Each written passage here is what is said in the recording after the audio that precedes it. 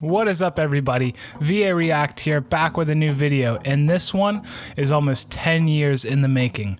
Today, we're going to pit my first ever custom built system against my newest build that I just finished up a couple months ago. Let's get into it.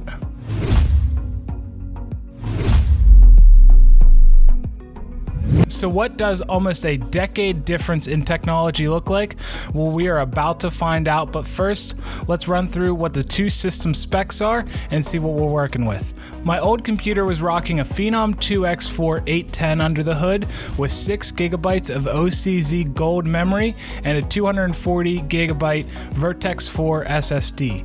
It had the Asus Deluxe motherboard and a GTX 960 for the Win Edition graphics card to help push all those pixels.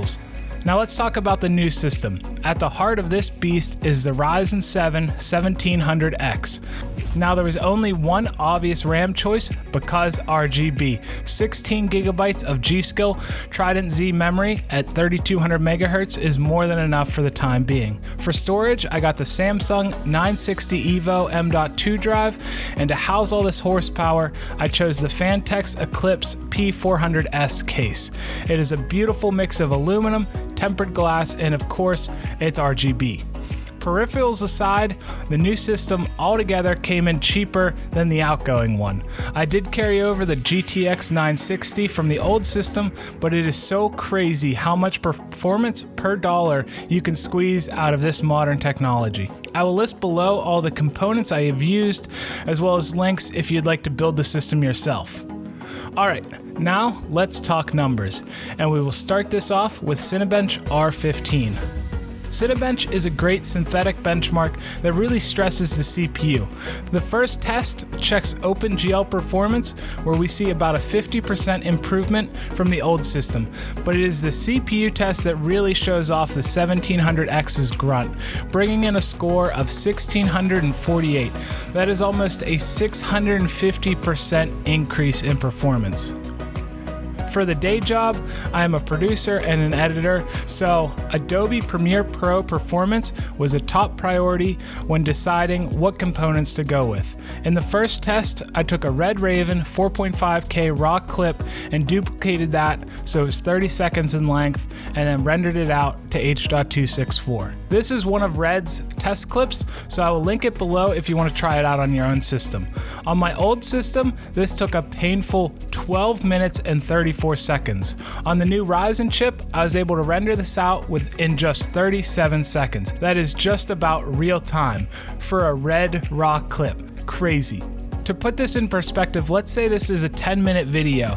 This would mean I would save over 2 hours in just render time. This is where those extra cores truly shine. The next Premiere test I did was apply Warp Stabilizer to the entire clip and see how long it took for it to analyze and apply the effect. On the old system, this took 17 minutes and 21 seconds. And on the new system, it did it in just under 3 minutes. The extra grunt from the Ryzen 1700X also meant I could still edit fluidly while the Warp Stabilizer did its work in the background. Last test I did in Premiere was take an 8-second Red Raven clip and add a LUT to it and render it out to H.264. Even with the color correction and LUT applied, the Ryzen system was able to render out in damn near real time. This is huge time savings, meaning I could get more work in and out the door and spend less time sipping tea and staring at that progress bar. The last few tests are gaming benchmarks, and while I realize I'm using the same GPU as before, I thought it'd be interesting to see how the other updated components affect the performance. Up first, we have Unigen Heaven. It's starting to show its age, but I still saw some slight changes in performance. Up next, 3D Mark Firestrike, a newer benchmark that could really leverage the updated processor a little better. Here we saw a bump from 5,990 on the old Phenom 2 system to 7,069 on the new Ryzen system. This is a decent bump, but nothing really noticeable in-game. 3D Mark Cloudgate was a different story, showing a significant bump in performance. This might have to do with the lack of DirectX 11 support, so it relied more on the CPU and less on the GPU. As I mentioned previously, all the links to these benchmarks are in the description and they are free, so try them out and drop a comment with your scores. So, quick conclusion, Gaming is about the same. Load times are a bit better with the M.2 SSD, and FPS had a slight bump.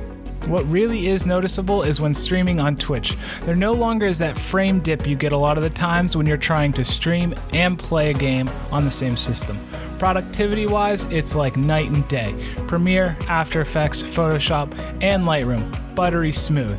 You can throw 4K clips in the timeline and edit them like it's a 1080p clip.